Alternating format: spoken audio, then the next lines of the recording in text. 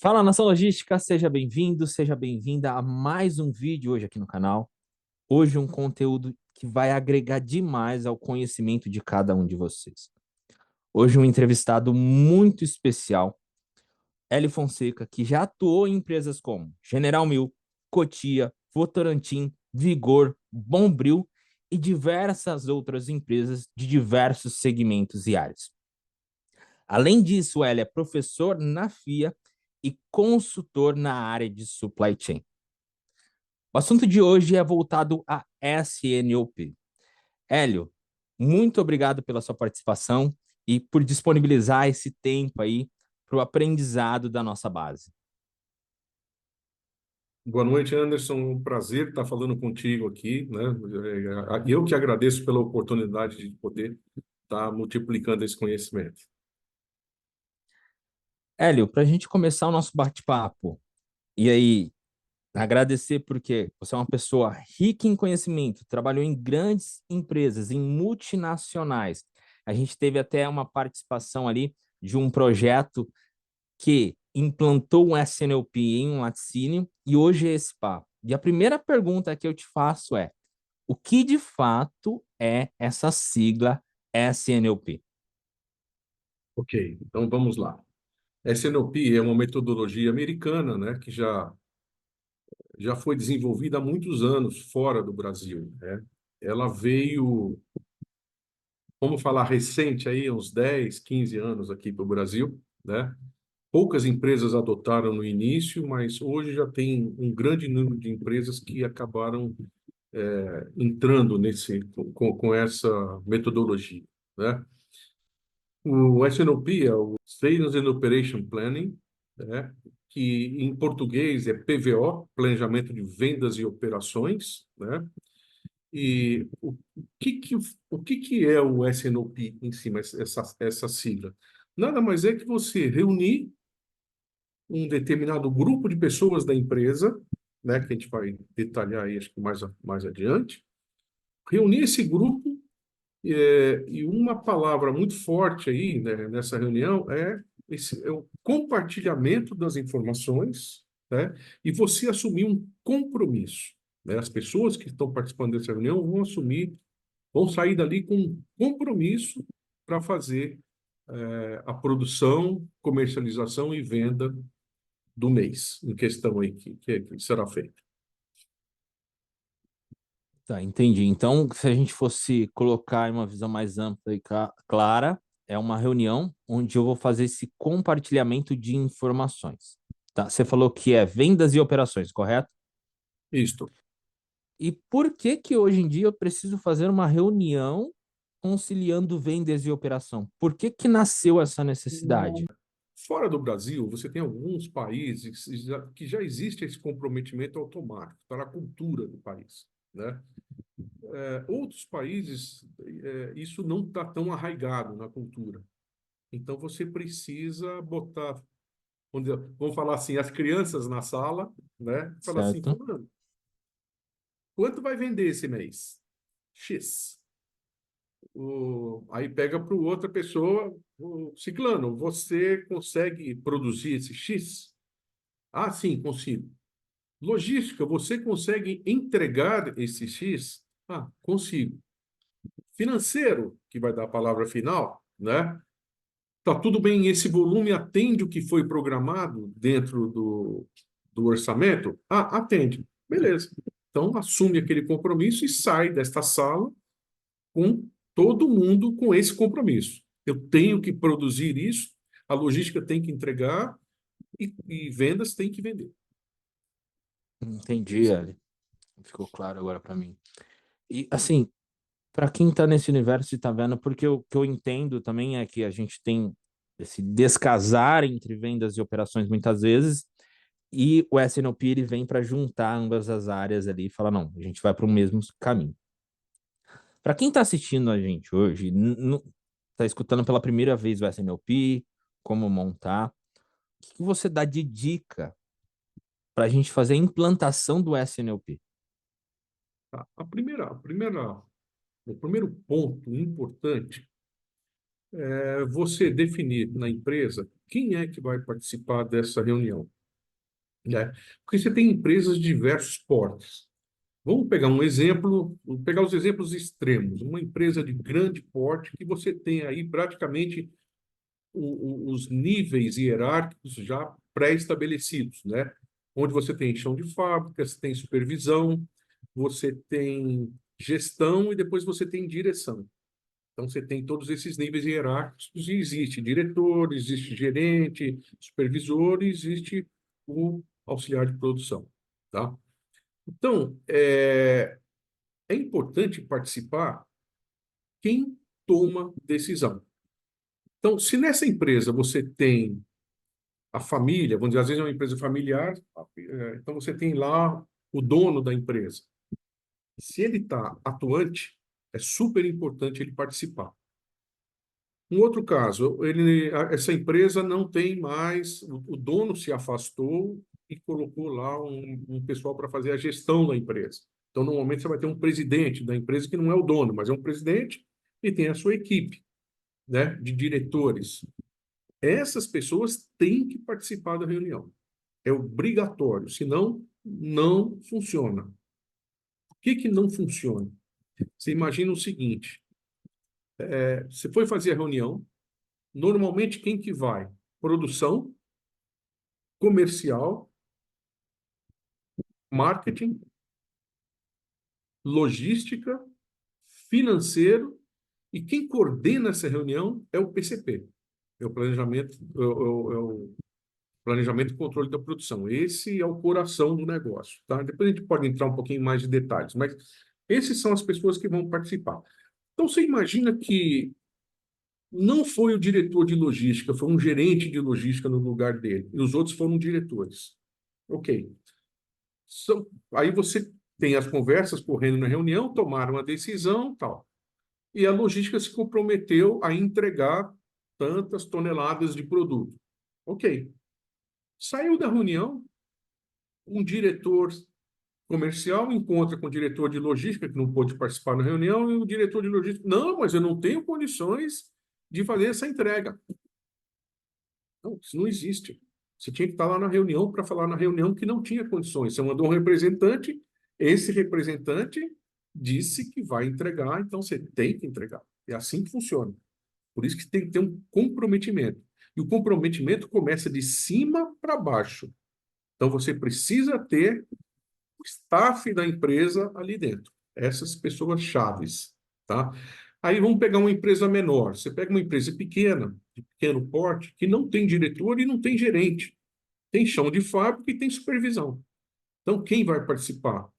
O dono da empresa, normalmente, né? Porque dono, ou se tiver um presidente e tal, como eu falei, e os supervisores de cada dessas áreas. Então, aí não precisa de ser diretor, porque não tem ninguém acima dele. Tem só o chefe, o dono da empresa que vai estar lá, tem que estar lá, e os supervisores, que são as pessoas que decidem. O supervisor comercial, o supervisor de logística, o supervisor de produção, né? Então, essas pessoas têm que estar lá dentro. São elas que tomam a decisão, tá? Então, isso que acho que é o ponto mais importante para você ter sucesso com a SNOP. Entendi. Pessoal, eu recomendo para vocês que façam isso, tá? Anotações. E eu estou fazendo as minhas anotações aqui, que são de extrema importância. E eu anotei aqui e até lembrei do conceito do top-down. Eu lembro que quando você aplicou o SNOP lá no, naquele laticínio, a gente falava muito disso e dessa importância. E realmente a gente vê na prática, porque é ali que tem que ser tomada a decisão. E aí a decisão tomada tem que seguir em frente, tá? E eu vou fazer outra pergunta ligada a isso. A gente toma uma decisão dentro do SNOP. Eu entendi que os principais players, stakeholders, vamos chamar ali, que vão participar. Mas se durante o caminho, depois de tomar aquela decisão, ocorre de repente uma oscilação de venda, como que eu faço para enfrentar essa oscilação que aconteceu depois dessa reunião? Então, aí o que a gente recomenda é como se fosse um replanejamento.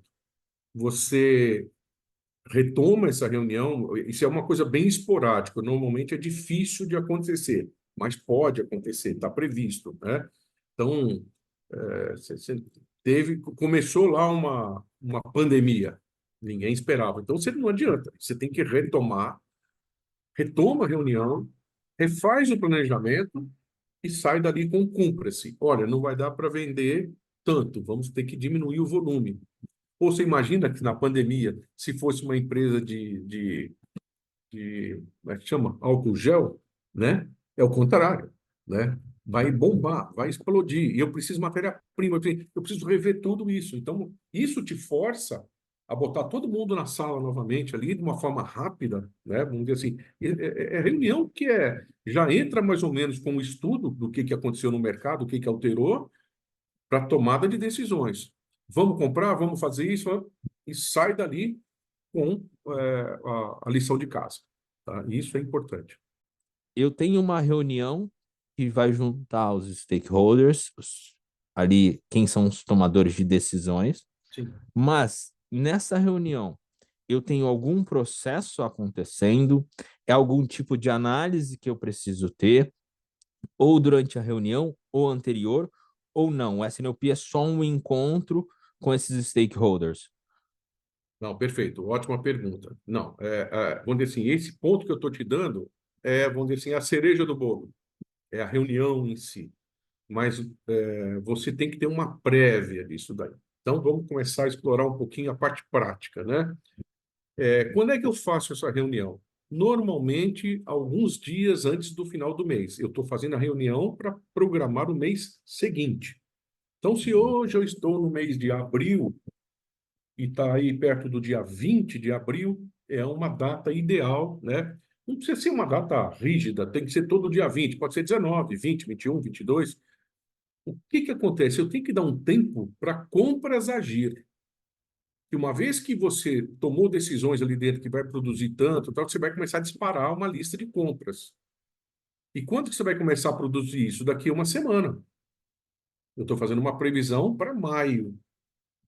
Então, se eu faço a reunião no dia 30 de abril, não há tempo hábil para você botar matéria-prima na fábrica. Então, por esse motivo, a gente faz com pelo menos uma semana de antecedência. Tá? Antes disso, você já faz a prévia, e aí o que acontece? Quem é responsável por essa reunião é o pessoal do PCP, Planejamento e Controle da Produção. Né? Essa é uma peça-chave dentro da empresa. Né? Essa pessoa ela tem que ser munida de informações de todas as áreas. Então, ela tem que receber uma previsão de vendas detalhada por SKU. SKU, tudo bem? Você quer que explique?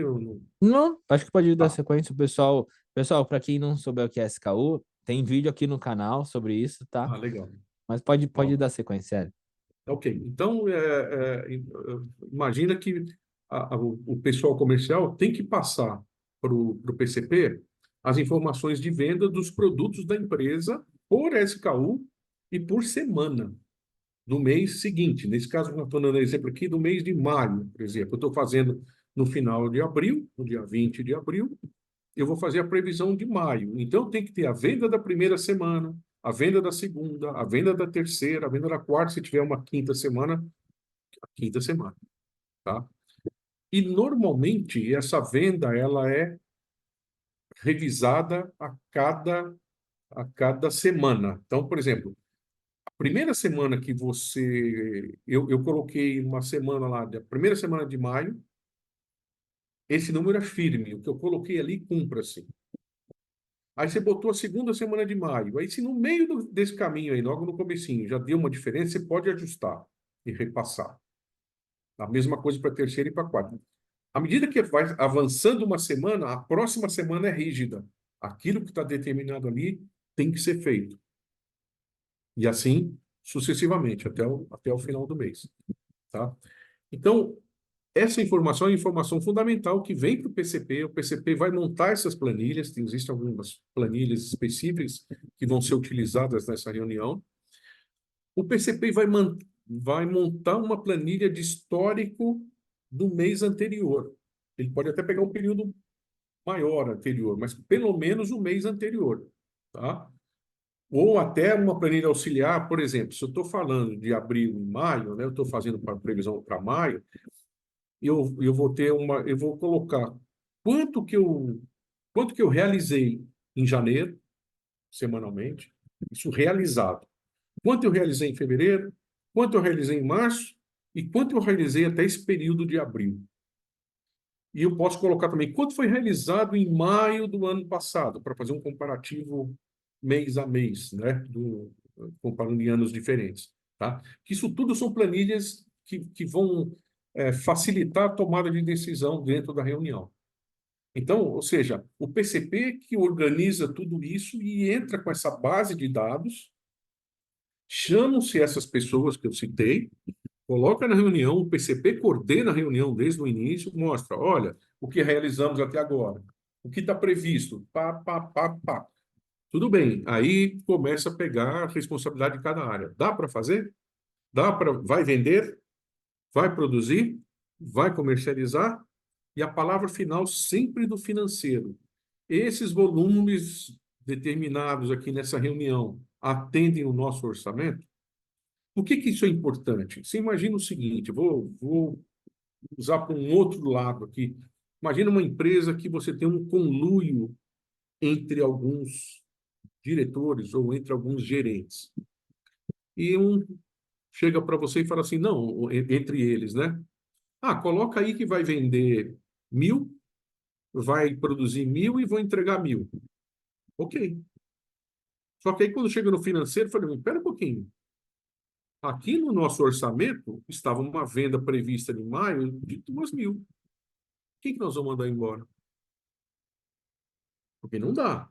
Você está prevendo metade, o que está acontecendo? Tem alguma coisa errada. Então, o financeiro é importante dar a palavra final para ver que, assim, senão fica muito fácil. A gente põe 1.000, se fizer 2.000, excelente, né? Estouramos, batemos a meta, não é assim, tá? Tem que ser mais ou menos em torno daquilo que foi orçado.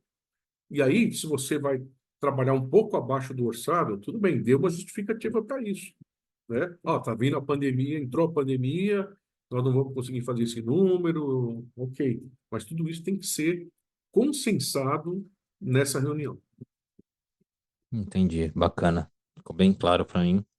Até essa questão da venda semanal, acho que foi um ponto muito importante que você falou, né? Que a gente divide ali em 4 ou 5 semanas o mês, porque isso é uma prática que eu aprendi, até porque o pessoal usa muito aquela média reta, linear, estática durante o mês, só que aí chega na última semana do mês, a venda estoura, sobe. Por quê? Fechamento de mês, o vendedor vai querer bater a meta, o gerente vai querer bater a Exato. meta.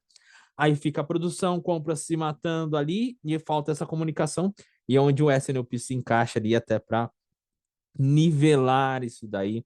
E bacana esse ponto do financeiro, porque eu sempre falo para o pessoal aqui que o ponto-chave de qualquer empresa, quando a gente pensa em supply, é financeiro.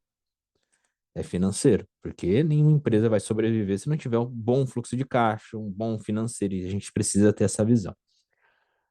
Pensando nesses pontos das etapas do SNOP, a gente montou ali essa revisão semanal, analisou os pontos, e aí, pelo que eu entendi, demanda, produção, compras, logística e o financeiro por si.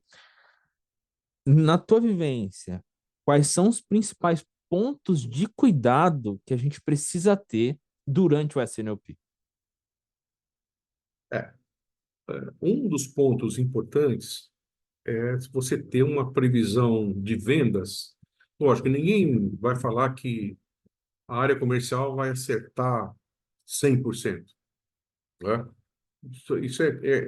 A gente vai tentar chegar nesse 100%, mas nem sempre é possível, né? E às vezes a área comercial pode errar tanto para mais quanto pode errar para menos, né? O ideal é que esse erro gire em torno de, no máximo, 10 a 15%, que é algo que é mais aceitável no mercado para você fazer as correções ao longo das semanas. Por isso que a gente vai fazendo análises. A reunião é uma vez só, mas as análises são periódicas, são semanais. Aí a gente vai ver o que está acontecendo. E se está caindo, né? As vendas não estão sendo cumpridas como está sendo falado, tem que botar uma reunião com o comercial e falar assim, o que está acontecendo? O que vocês precisam de ajuda? O que nós vamos fazer para poder subir as vendas? Que você não vai deixar para fazer isso lá no final do mês, que aí já era. Aí não dá tempo de você fazer correção. Tá? Então, é muito importante que esse número que seja passado, ele seja um número muito fiel, muito próximo do target, muito próximo do... Eu dou exemplos aqui práticos, né? Eu me lembro que assim, tem algumas reuniões que entra um determinado vendedor que é cobrado depois, né? E não na reunião do SNOP, mas depois o cara é cobrado e fala assim, fulano, você previu vender 100 toneladas e você vendeu 200. Aí o cara vira para você, tudo bem, na próxima vez eu vendo só 100, se você não quer que eu venda 200. Eu falei, não, senhor, eu quero que você venda aquilo que você falou que vai vender. Se você vai vender 200, fale que vai vender 200, não fala que vai vender 100. Qual o problema disso daí? Você imagina o seguinte, eu coloquei que ia vender 100, né? Sabendo que eu ia fazer mais de 100 toneladas, né? O cara quer fazer, deixar a meta dele baixa para ele poder cumprir a meta. Então é uma jogada que tem. E aí o que que acontece? Quando chega no final lá que você fechou 200, você vendeu mais. Só que a margem, o que que aconteceu com a margem? Aí quando você começa a analisar, é o seguinte, estava previsto comprar matéria-prima para 100 toneladas. E eu fechei isso no começo do mês, custava X. Quando chega no dia 15, você fala assim, não tem mais matéria-prima. Aí você vai comprar o quê? Na urgência. E aquele preço não é mais o mesmo.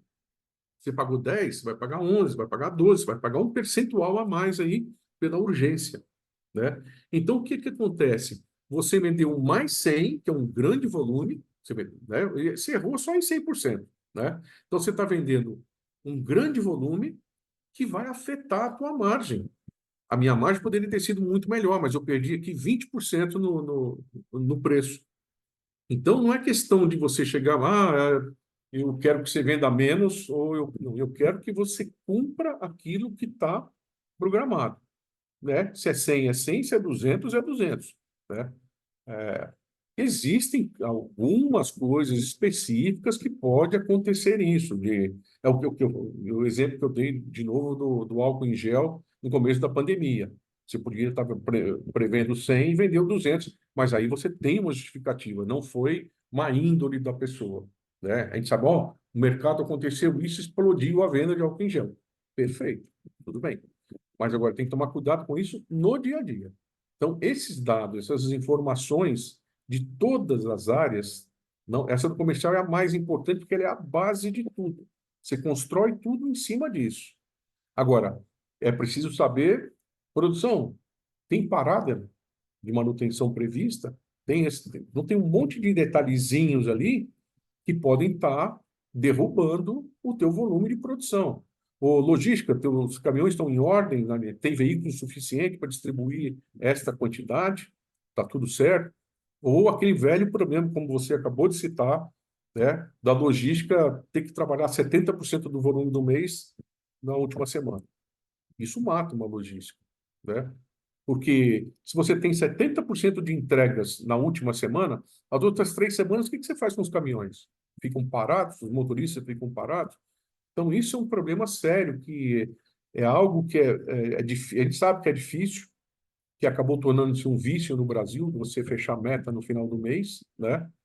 Mas é algo que, assim, às vezes o comercial, o marketing tem umas ideias boas, quando chega no final da primeira quinzena, ele fazer se diz, um movimento ali, olha, se fechar agora comigo vai ter um desconto de tanto, aí aumenta um pouco as vendas, então isso ajuda a puxar esse 70% para o meio do mês, né? Diminuir um pouco essa concentração na última semana, né? O certo, o ideal para a logística é você ter aí, se são 5 semanas, 20% por semana.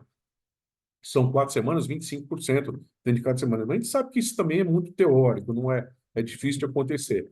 Mas quanto mais você puder trazer para uma reta esse trabalho de logística, você diminui muito o custo operacional.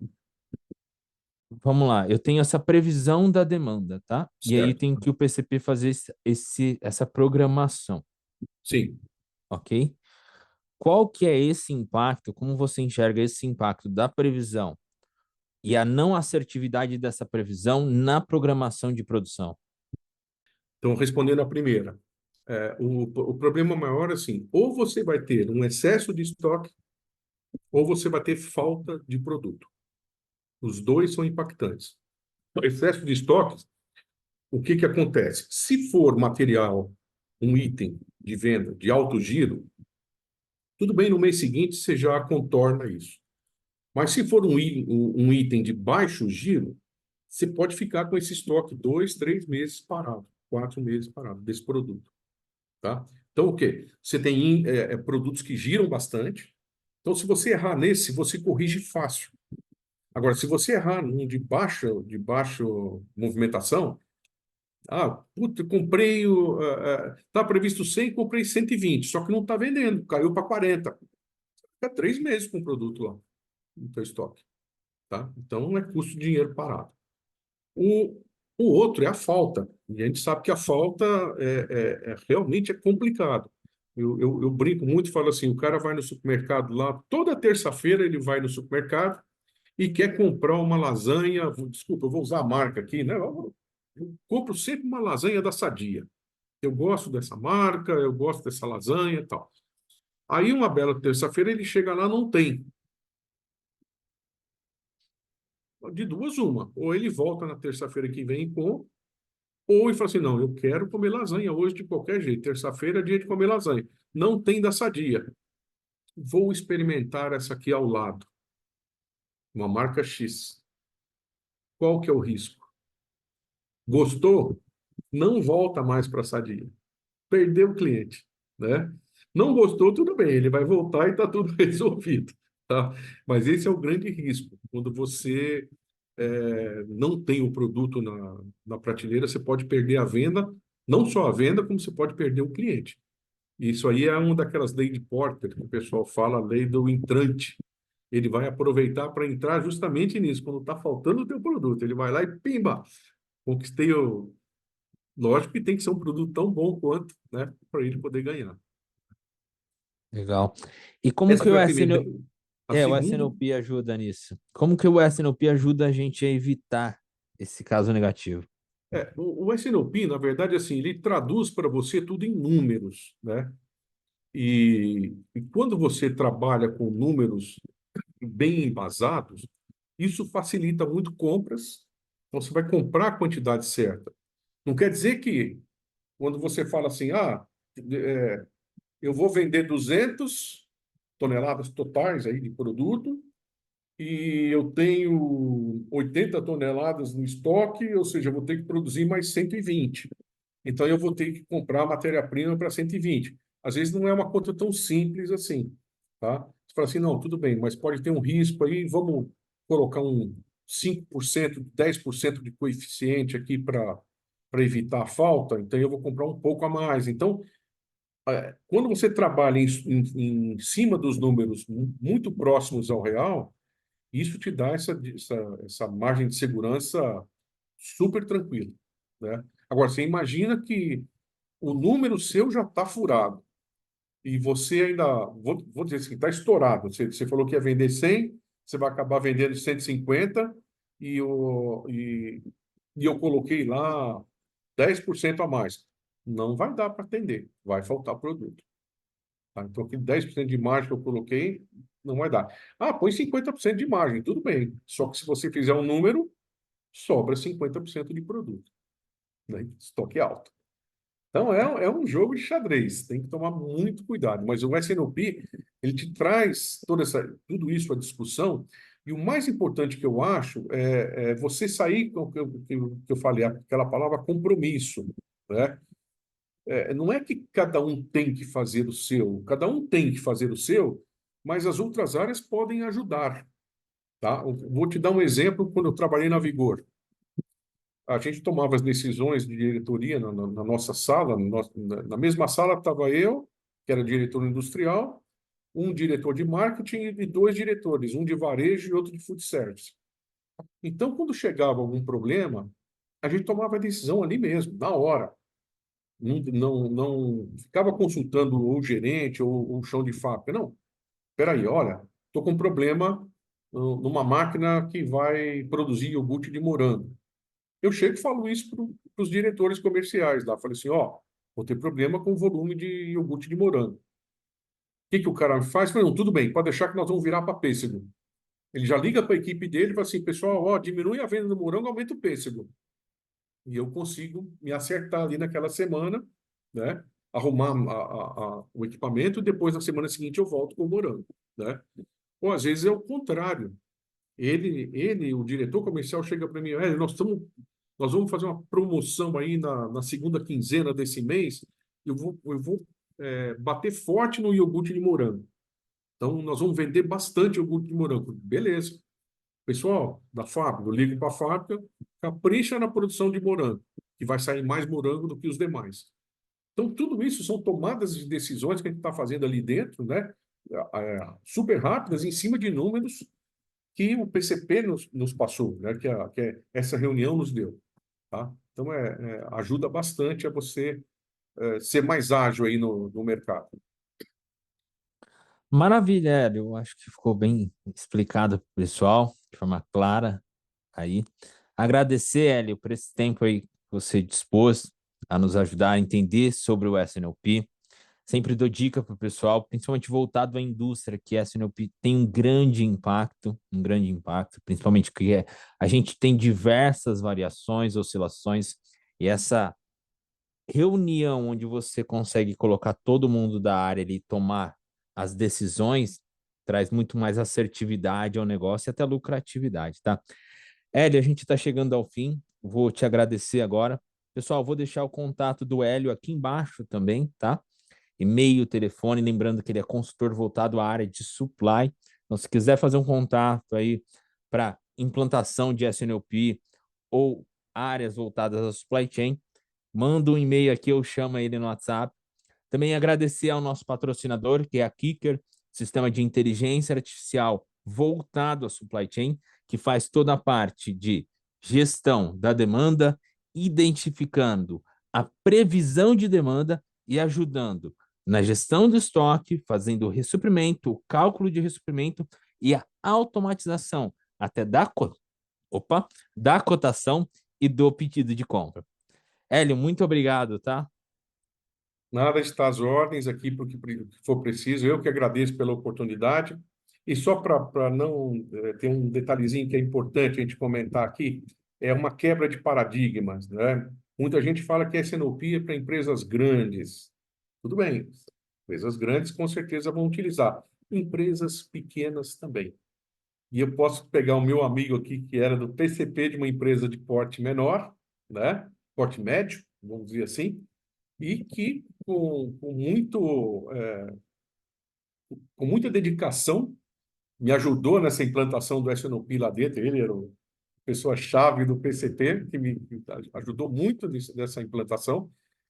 E eu acho que você conseguiu perceber isso daí, né? Falou assim, não é porque por ser uma empresa de menor porte que não é importante ter uma reunião dessa de SNOP. Isso realmente traz benefícios para grandes, médias e pequenas empresas. Tá? Mais uma vez, muito obrigado pela oportunidade e conta comigo para o que for preciso. Hélio, muito obrigado, pessoal. Obrigado a cada um de vocês. Não esquece, deixa o like, compartilha essa live, na verdade, essa entrevista lá no LinkedIn, que é muito importante o compartilhamento de cada um de vocês. Se inscreva no canal e até o nosso próximo vídeo.